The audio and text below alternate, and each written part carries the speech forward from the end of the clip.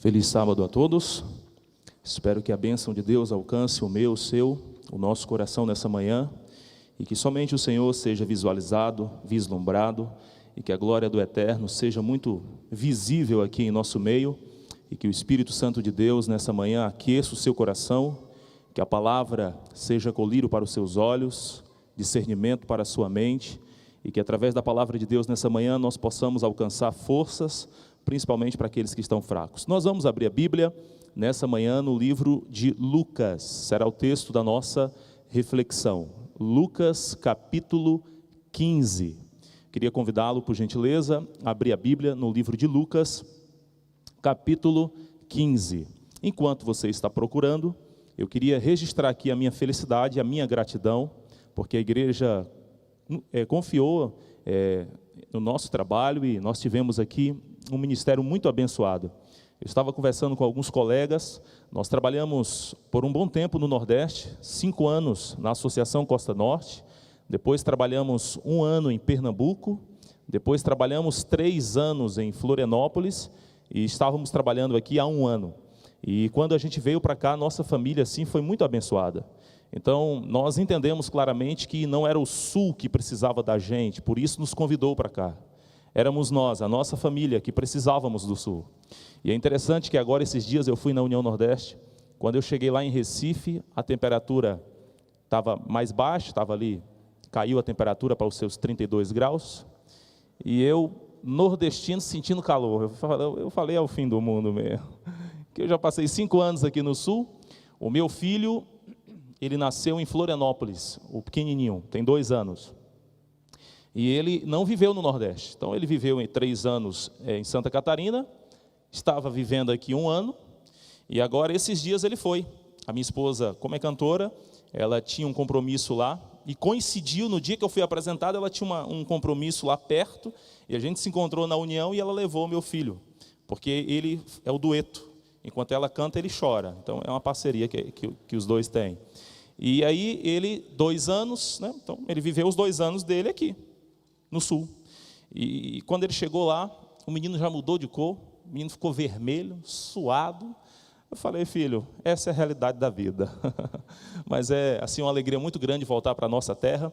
Deus trabalhou muito no nosso ministério e eu sou aqui muito agradecido ao sul do país pelo que fez, tanto Santa Catarina como aqui o Paraná, a contribuição que deu para o nosso ministério e também para a nossa família. E agora nós vamos servir aquilo que a igreja nos pede, vamos servir a igreja e nós vamos trabalhar agora. Eu vou voltar a trabalhar com o meu povo, com o Ceará de novo. Então nós vamos cuidar da juventude do Ceará, do Piauí, do Rio Grande do Norte, da Paraíba, do Pernambuco e de Alagoas. Nós vamos cuidar desses 6 estados do Nordeste do Brasil. Aí, claro, nós vamos também ter alguns sacrifícios ali. Nós vamos ter que ir a uma igreja que nós temos em Fernando de Noronha, então nós vamos ter que fazer esse sacrifício aí para ir visitar os irmãos, uma assistência pastoral naquela comunidade. Aí nós vamos estar abrindo agora, esses dias, nós vamos trabalhar para abrir uma igreja em Porto de Galinhas, aí é um outro sacrifício. Aí possivelmente minha esposa terá que cantar também nesta ocasião. Então, nós vamos trabalhando lentamente naquele lugar, tá bom? Mas vamos lá, irmãos, para a Bíblia. E quando forem ao Nordeste, sejam bem-vindos, viu? Quantos aqui já foram ao Nordeste?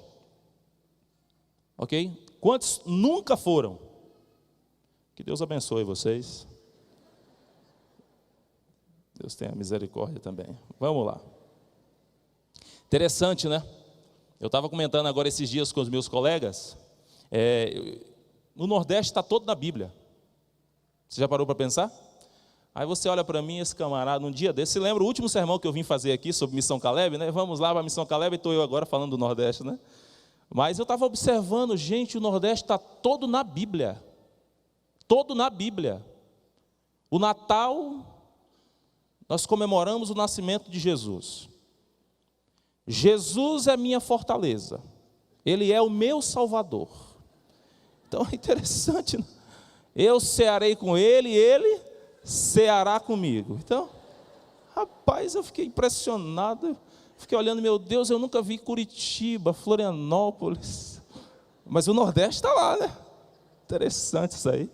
Mas todos nós fazemos parte do povo de Deus e é isso que nos anima. Vamos lá então, Lucas capítulo 15, Antes de nós lermos o texto, vamos dobrar os nossos joelhos, porque quanto mais a gente desce, mais o Senhor será erguido e exaltado em nosso meio. Vamos dobrar os nossos joelhos e nós vamos orar.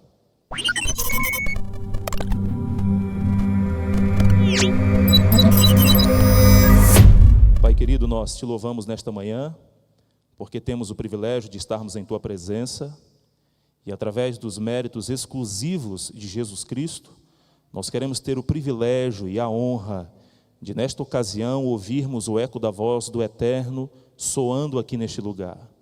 Nós preferimos dobrar aqui os nossos joelhos. Se a gente pudesse, Senhor, nós estaríamos prostrados aqui, porque nós entendemos que quanto mais a gente desce o nosso nível, mais o Senhor será erguido e exaltado em nosso meio. Que nesta manhã o foco seja o Senhor Jesus, que possamos ter o privilégio de ouvir as palavras do Senhor Jesus, e que possamos ser alimentados nesta manhã através de Jesus, e que apenas Cristo prevaleça, que brilhe, que apareça aqui em nosso meio, e que neste momento, tudo aquilo que o Senhor planejou para a nossa vida, seja realizado para a glória do Teu nome. Que o Senhor continue dirigindo agora os momentos que teremos. Oramos, tendo a certeza que seremos ouvidos, não porque a gente merece, mas porque nós vamos concluir esta prece, e ela vai assinada no nome de Jesus. Amém. Lucas, capítulo 15, é o texto que nós vamos ler, está no Novo Testamento.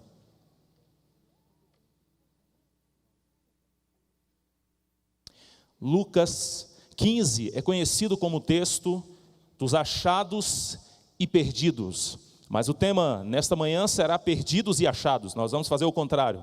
Eu fiquei observando como que pode, achados e perdidos. Às vezes a gente tem esse setor em algum lugar, principalmente em eventos, alguns órgãos públicos, às vezes você encontra esse setor, achados e perdidos. Mas como que você acha e depois perde? Então eu fiquei imaginando agora, Lucas 15 é o texto dos perdidos e achados. Então nós vamos ter o privilégio de ler Lucas capítulo 15. Vamos lá, versículo 1. Aproximavam-se de Jesus todos os publicanos e pecadores para o ouvir. E murmuravam os fariseus e os escribas, dizendo: este recebe pecadores, e o que é que diz a Bíblia? E come com eles. Vamos só parar aqui a leitura para a gente entender um pouquinho aqui através da graça do Senhor. Lucas 15, quando você olha todo esse texto, capítulo 15, você vai perceber que é o capítulo dos perdidos e achados. E é interessante que ao longo do ministério de Jesus, ele sempre contava parábolas. As parábolas de Jesus, elas tinham um objetivo muito claro, facilitar a compreensão dos ouvintes. Talvez nessa manhã você olha para mim e pergunta assim: pastor, mas o que é uma parábola? Uma parábola é simplesmente uma história de Deus na linguagem humana. Quando Jesus queria contar algo divino, numa linguagem simples, numa linguagem humana, a fim de facilitar a compreensão dos seus ouvintes, Jesus utilizava uma parábola. E é interessante que, logo nos primeiros 2 versículos, a Bíblia diz que Jesus estava ali com os publicanos, Jesus estava ali com este grupo, e de repente os fariseus, os escribas se aproximam, diz a Bíblia, e começam a criticar Jesus. É interessante que aqui eu percebo 2 grupos, eu queria que você também percebesse comigo. O primeiro grupo aqui são os escribas e fariseus. O segundo grupo aqui, os publicanos e pecadores. Para a gente entender as próximas 3 parábolas, nós precisamos ter esse conceito muito claro de 2 grupos. O primeiro grupo, você está vendo aqui, escribas e fariseus. O segundo grupo, publicanos e pecadores. Jesus estava assentado com os publicanos e pecadores. De repente, os escribas e fariseus chegam e começam a murmurar. Eles começam a criticar. E Jesus agora, assentado com publicanos e pecadores, vai ao encontro dos escribas e fariseus. E Jesus agora vai explicar o porquê que ele está assentado com publicanos e pecadores. Os escribas e fariseus perguntam: mas por que o Senhor, sendo mestre, por que o Senhor está sentado com publicanos, com fariseus, com publicanos e pecadores, a gente não se mistura com esse grupo? Qual que é a razão? Aí Jesus agora se aproximou dos escribas e fariseus e falou o seguinte: eu vou explicar para vocês o porquê que eu estou assentado com os publicanos e com os pecadores. Sabe por que eu estou assentado com eles? Eu vou contar 3 histórias para facilitar a compreensão de vocês. Primeira história, verso 3. Então lhe propôs Jesus esta parábola: qual dentre vós é o homem que, possuindo 100 ovelhas e perdendo uma delas, não deixa no deserto as 99 e vai em busca da que se perdeu até encontrá-la?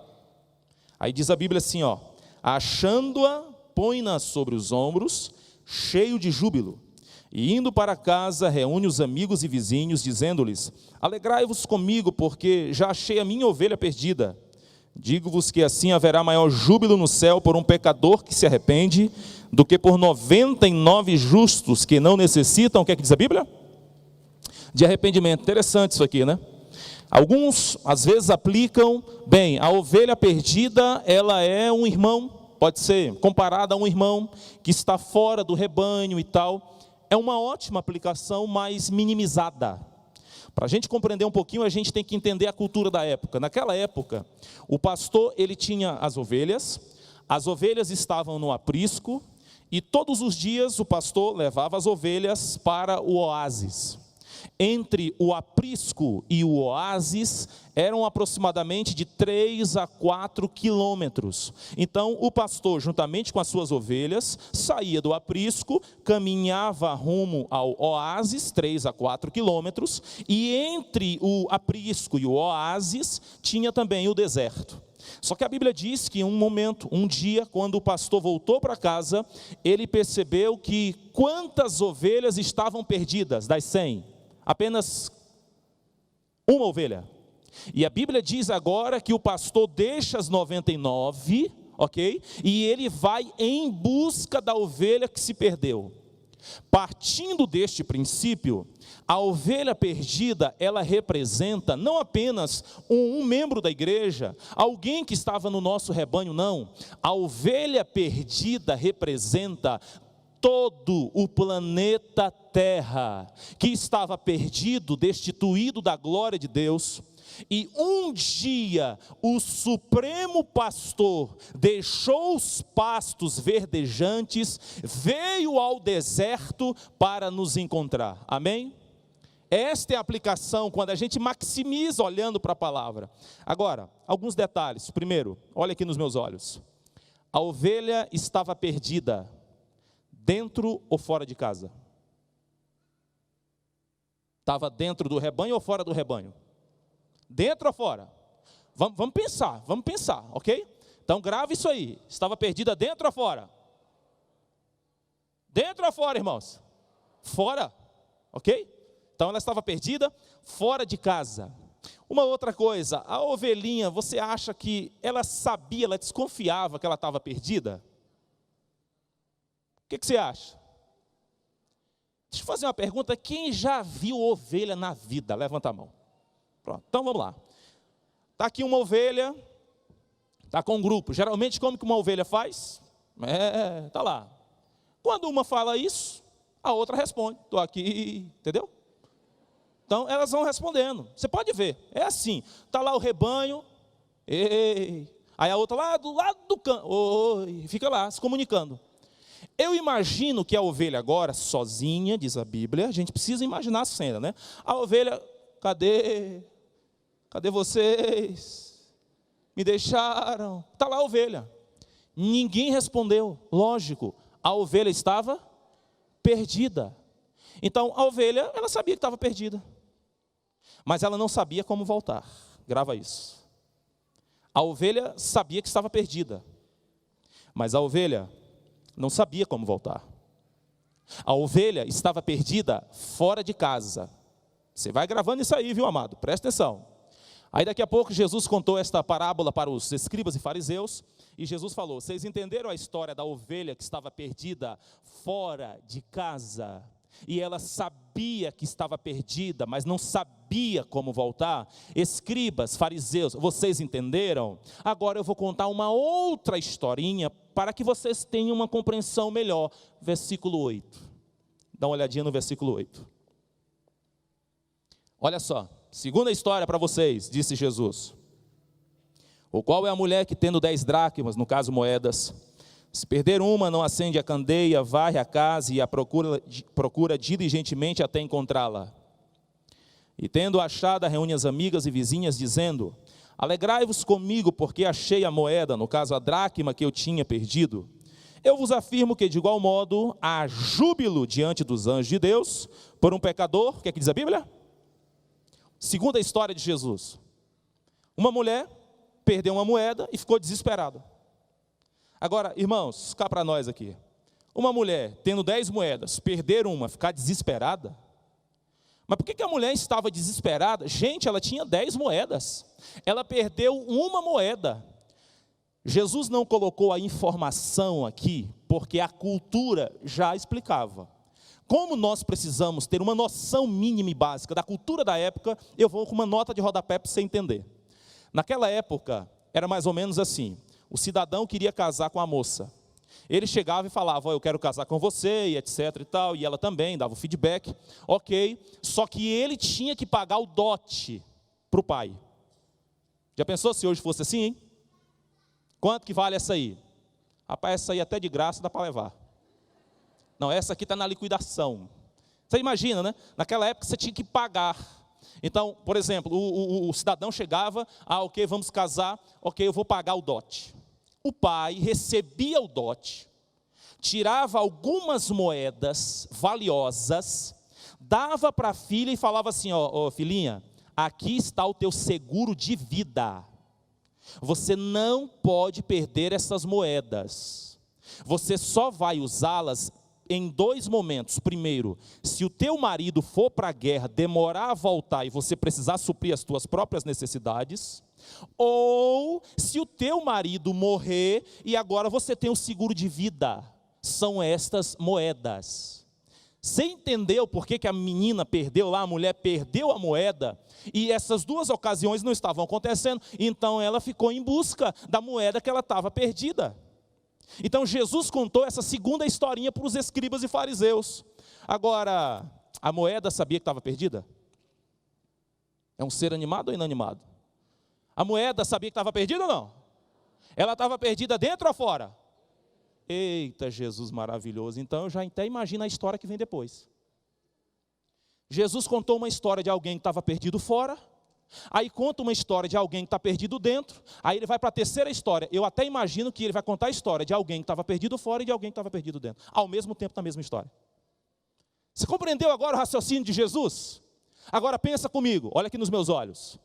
A ovelha sabia que estava perdida? Sim ou não? Sim. Sabia como voltar? Não. A moedinha sabia que estava perdida? Não. Sabia como voltar? Não. 2 grupos de pessoas. Existem pessoas que sabem que estão perdidas, mas não sabem como voltar.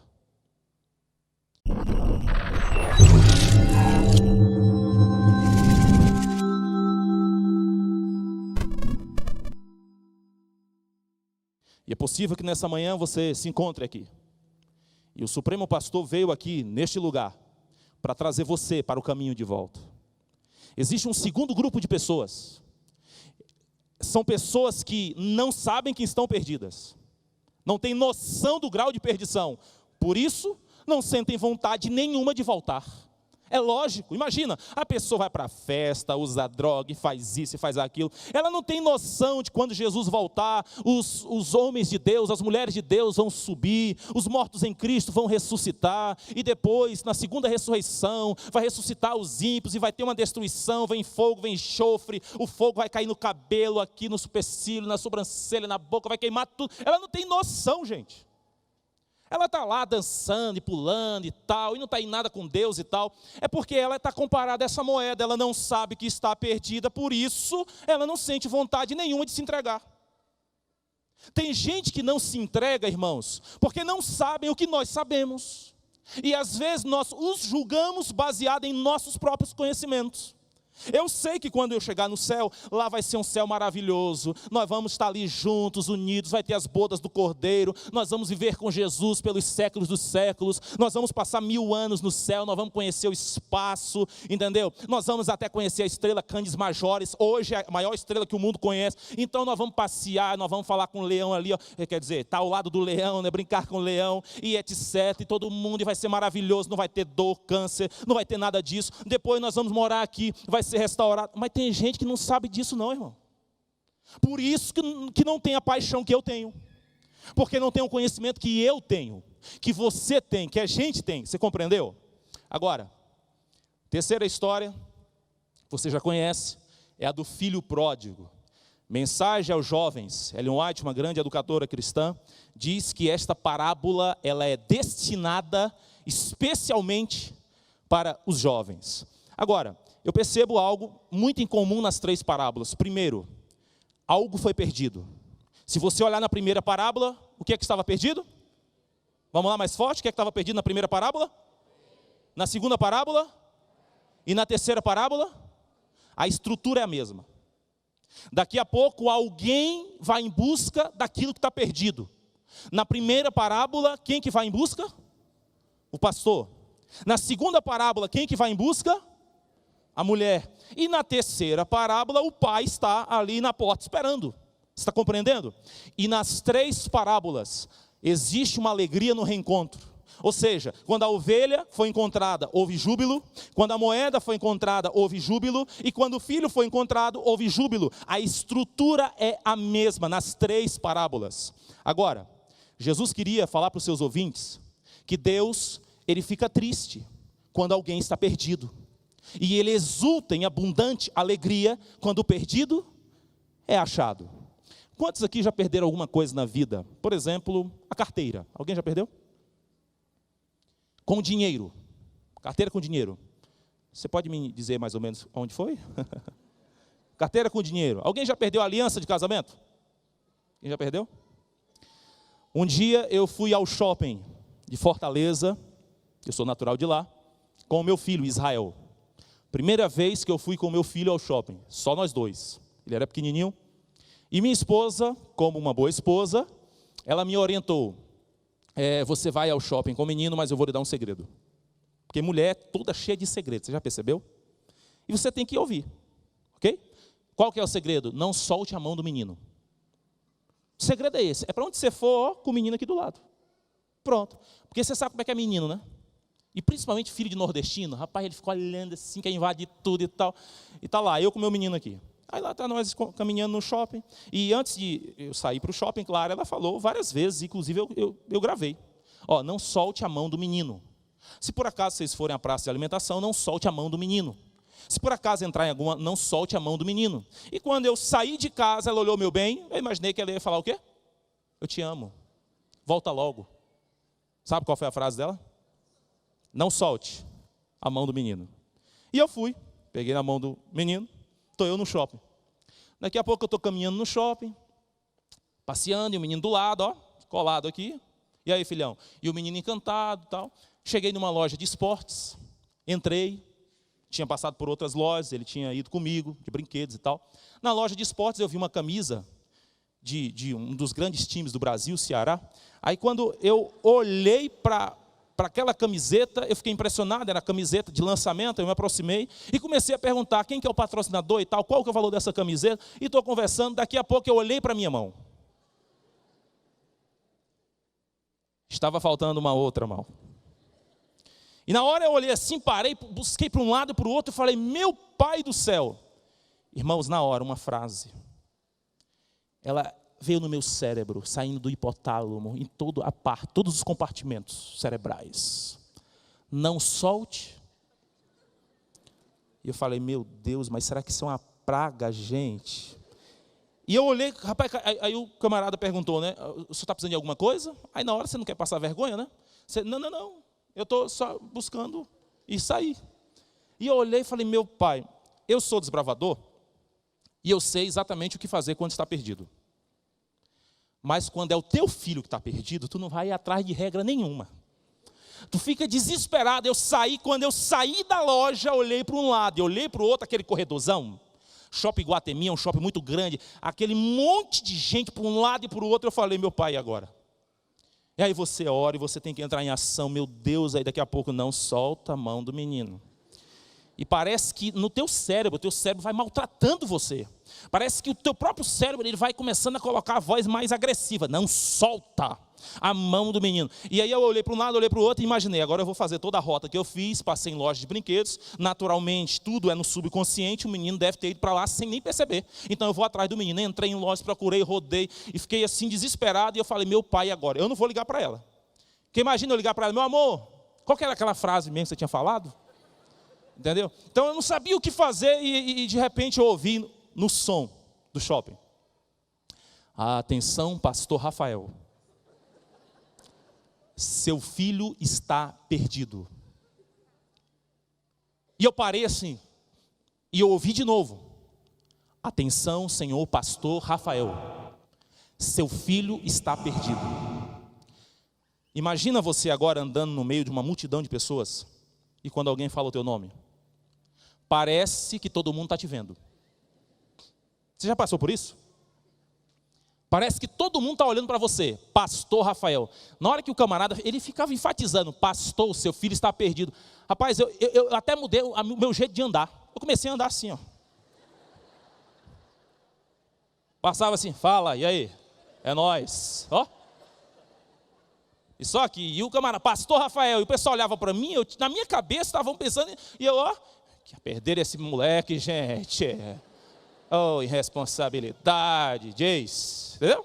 E daqui a pouco, eu fiquei imaginando, imagina aquele camarada, que às vezes é contra a igreja, tem alguns pré-conceitos em relação a pastores e tal, e eu imaginei ele assentado ali, conversando com a esposa, tomando um sorvete, e ouvindo, ó, pastor Rafael, seu filho está perdido. E eu fiquei imaginando o camarada olhando, falando, tá vendo, meu amor? O filho do pastor está perdido. Imagina a igreja dele. Porque se o filho dele está perdido, e agora até que o camarada sinalizou, está em tal lugar e etc e tal, aí eu fui ao encontro. Quando eu estou caminhando, fiquei mais tranquilo, porque já encontraram o menino, daqui a pouco de longe eu o visualizei. Ele não estava chorando, tinha um segurança alto, forte, estava com ele, e ele não estava chorando, e eu fiquei assim encabulado e pensei, meu pai, eu vou chegar lá, pensa na minha responsabilidade. E outra coisa, eu sou pastor, como é que eu perdi esse menino, gente? E fiquei pensando assim, bem, aí eu tive uma ideia. A verdade, ela é progressiva. Então, não precisa chegar para o segurança e já falar toda a verdade, que eu sou pai do menino, não precisa falar toda a verdade. Então, eu vou falar que ele é da família. Aí, se por acaso houver um diálogo, é que nós vamos até concluir que eu sou o pai dele. Pronto, porque eu não vou mentir. Quem é você? Sou da família do menino. Pronto. Acabou. Muito obrigado e tal. E pegar o menino e resolver o problema. Agora, se ele quisesse conversar mais, aí ia falar que certo dia, aí ia começar toda a história, entendeu? E aí o menino estava lá tranquilo, eu fui me aproximando do menino, já fiquei mais tranquilo também. Quando eu me aproximei mais ainda, poucos metros, o menino fez só assim, ó.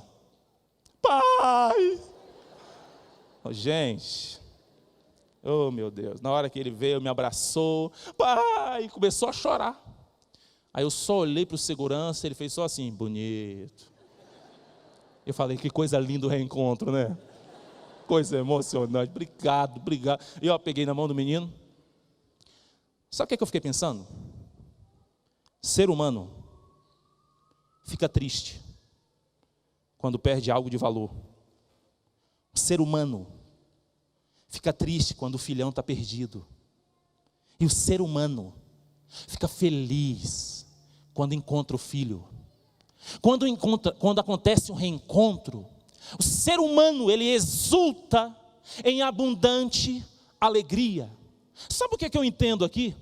Você não pode falar que você conhece a Deus, se você não sabe exatamente o que lhe causa dor ou alegria. Quando um filho está perdido, existe uma dor no coração do pai, mas o coração do pai também exulta em abundante alegria. Agora, olha para o próximo verso que eu vou lhe dizer, versículo 11. Jesus contou as duas parábolas. Aí agora Jesus olhou para os escribas, para os fariseus, e Jesus agora quis falar o seguinte: mas deixa eu concluir aqui a explicação por que eu estou com os publicanos e pecadores. Versículo 11. Continuou, certo homem tinha 2 filhos. O homem aqui no caso é o pai, Deus, a representação. Os 2 filhos, as 2 faces da humanidade. Agora, versículo 12, agora preste bem atenção, irmão, preste bem atenção, verso 12. O mais moço deles disse ao pai: pai, dá-me a parte dos bens que me cabe. E ele, o que é que diz a Bíblia? Como que está na sua Bíblia? E ele o quê? Alguma Bíblia fala assim, ó, e ele lhes, no plural. Alguma Bíblia fala assim, e ele lhes repartiu. Levanta a mão aí. Ué, então vamos pensar nesse negócio aqui então, gente. Quantos filhos estavam pedindo a herança? Quantos? Então faz assim para mim, ó, por gentileza, para facilitar a tua compreensão. Levanta aí a mão aí, ó. 1. Agora, lhes, está no singular ou no plural? Então lhes está sendo correspondente a 1? Sim ou não? O pai tinha quantos filhos? 2. Lhes tem que ser ligado a 1 ou a 2? Pronto, então grava isso.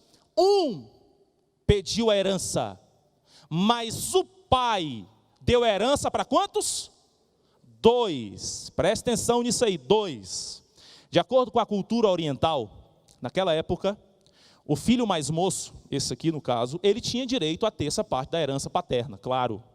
Isso quando o pai estivesse morto. Quando ele falou com o pai estava vivo. Sabe o que significa dizer? Em outras palavras, vou parafrasear em nossa linguagem. O filho chegou para o pai e falou assim, ó: pai, o senhor quer saber de uma coisa? Morra. Pai, acabou. Não existe mais vínculo paterno. O pai, quer saber? Eu estou saindo fora. Pai, morra. É isso que aconteceu. Aí o pai, diz a Bíblia, ele deu o que o filho pediu.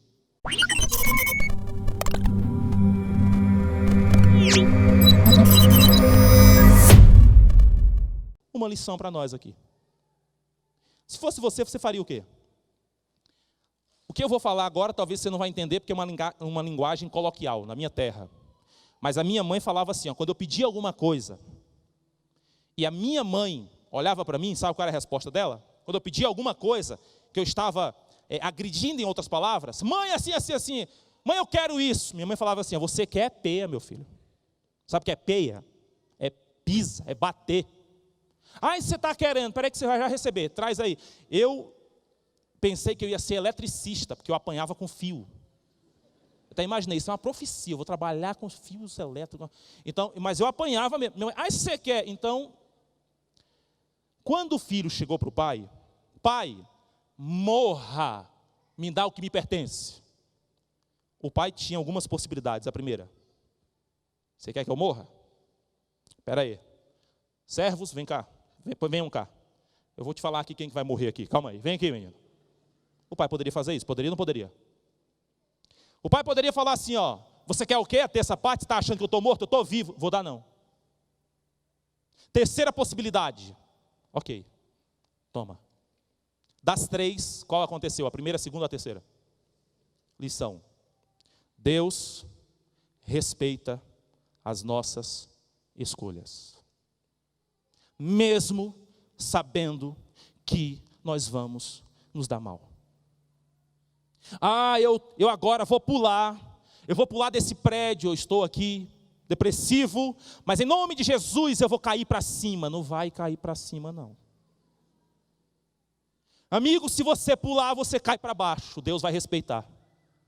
Ah, eu quero viver numa vida promíscua, mas em nome de Jesus eu serei blindado, não pegarei nenhuma doença. Ah, eu vou dirigir em alta velocidade, e o anjo do Senhor, mais rápido do que quando foi responder a oração de Daniel, não inventa nada não, irmão. Deus respeita as tuas escolhas. Ah, eu vou fumar cigarro aqui, mas aí eu não vou ter câncer. Qualquer pessoa pode ter câncer mesmo não fumando. Mas o cigarro tem 4.720 substâncias tóxicas. Então você não me venha fumar e falar para Deus, Senhor, me dá saúde. Não vai dar não, irmão. Quer ver uma coisa? Quantos aqui fazem algum exercício físico diariamente? Levanta a mão. Deixa eu mudar uma vez por ano, por exemplo. Você sabia que nós somos ousados?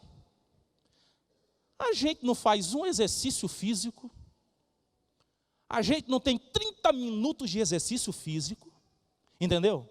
A gente não toma 2 litros de água por dia, 8 copos, a gente não repousa direito, e a gente ainda tem a ousadia de olhar para Deus, Senhor, restaura a minha saúde. Olha, Senhor, me dá saúde, vai fazer a caminhada, criatura. Grava essa frase. Se você não cuidar da sua saúde, aliás, repita comigo. Repete comigo, por gentileza. Se você se eu não cuidar da minha saúde, fala aí, vamos lá? Vou ter que cuidar da minha doença. Então você escolhe. Está compreendendo? Você escolhe. Aliás, esse ano é a ênfase, é saúde.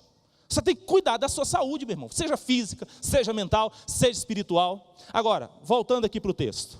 O filho pediu, o pai respeitou, o pai deu. E a Bíblia diz então que o filho, saiu.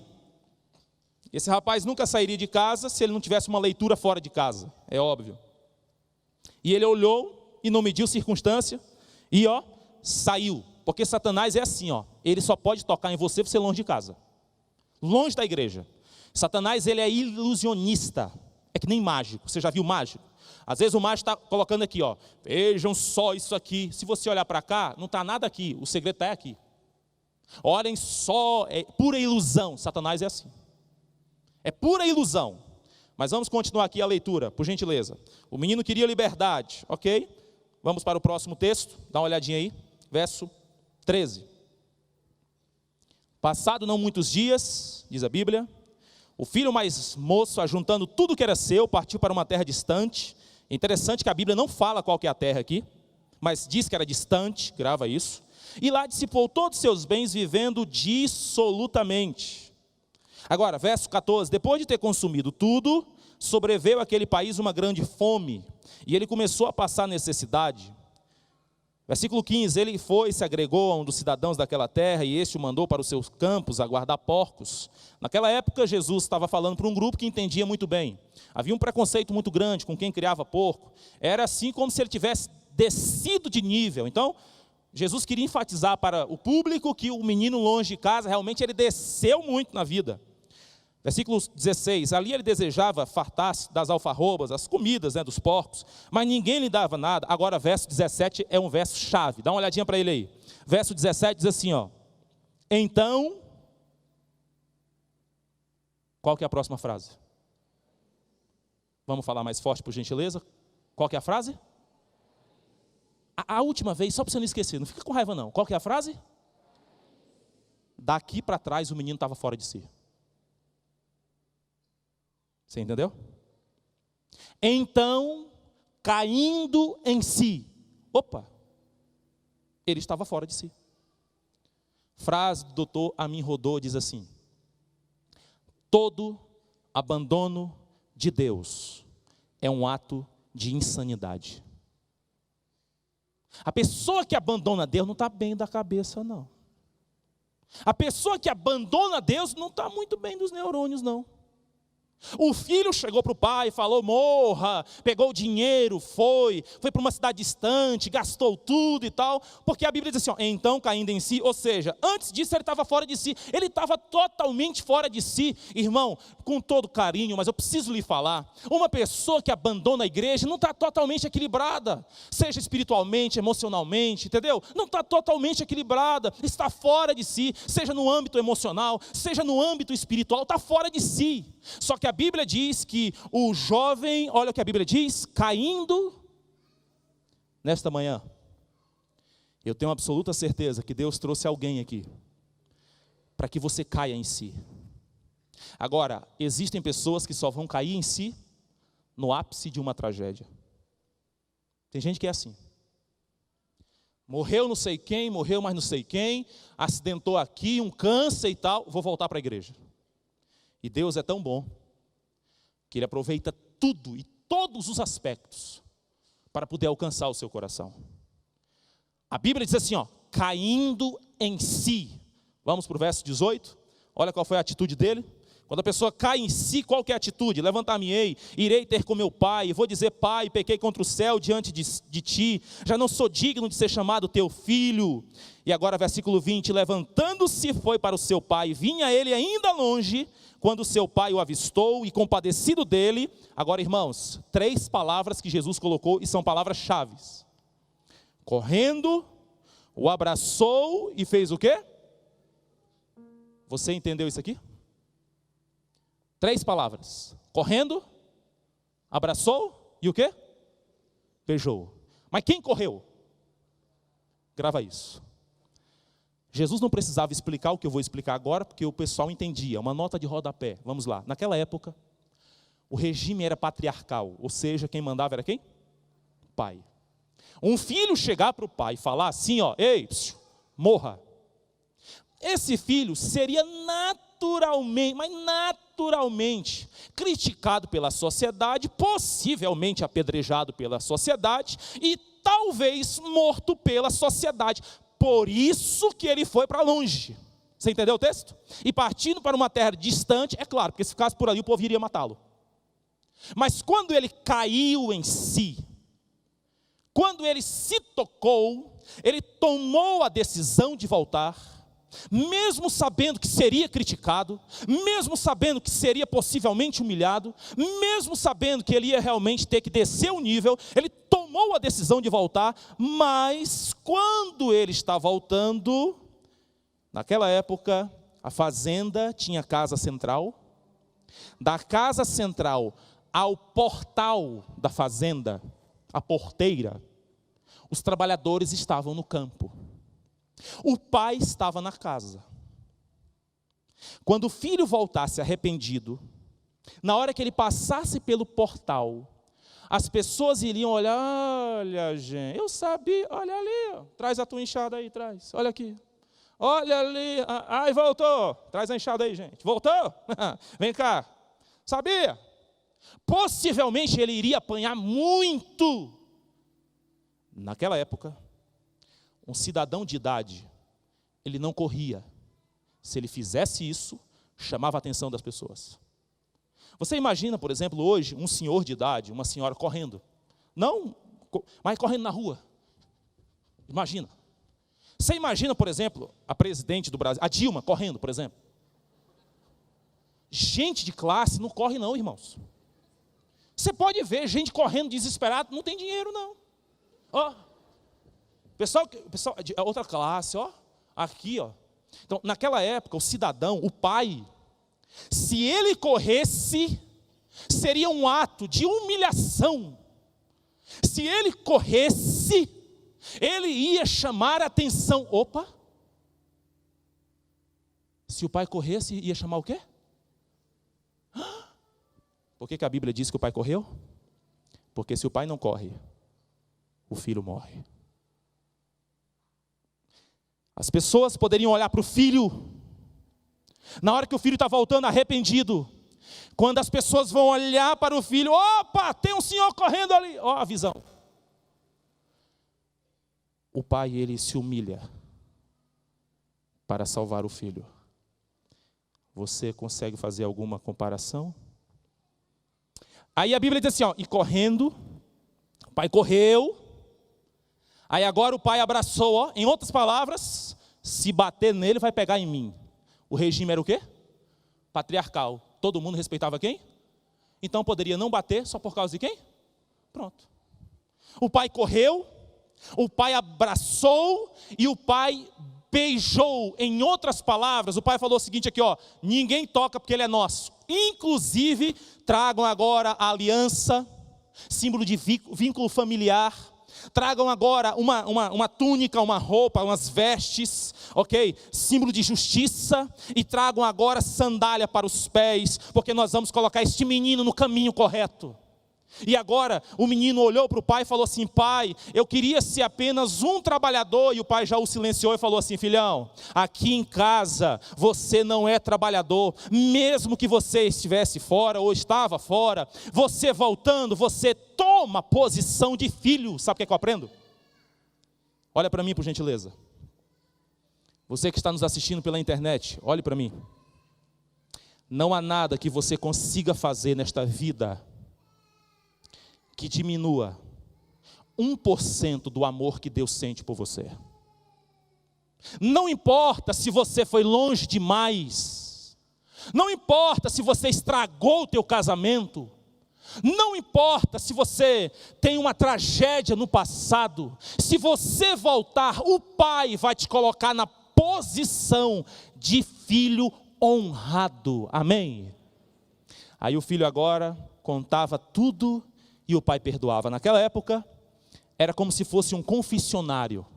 O pai matava um bezerro, diz a Bíblia, eu estou aqui antecipando os versos. O pai matava um bezerro, aí alguém pergunta: pastor, mas por que matava o bezerro? Porque para ter remissão de pecados, tinha que ter derramamento de quê? Alguém lembra? Pronto. Então, derramar sangue, perdão de pecados. O menino está precisando ser perdoado. Então, mata o bezerro, vem cá, filhão, ele confessa, ele entra na festa, nós vamos celebrar. Por quê? Porque o filho estava morto e fez o quê? Reviveu. Estava perdido e foi? Eu poderia terminar o sermão aqui agora. Aí Jesus ia tocar na tua vida aí. Mas, porém, contudo, todavia, entretanto, não obstante, a parábola não para aí. Aí, irmão, tu te prepara para o que tu vai ouvir agora. Vem com o verso 25. Coloca o cinto de segurança, irmão, e nem olha para os lados, viu? Verso 25, olha o que é que diz. O filho mais velho,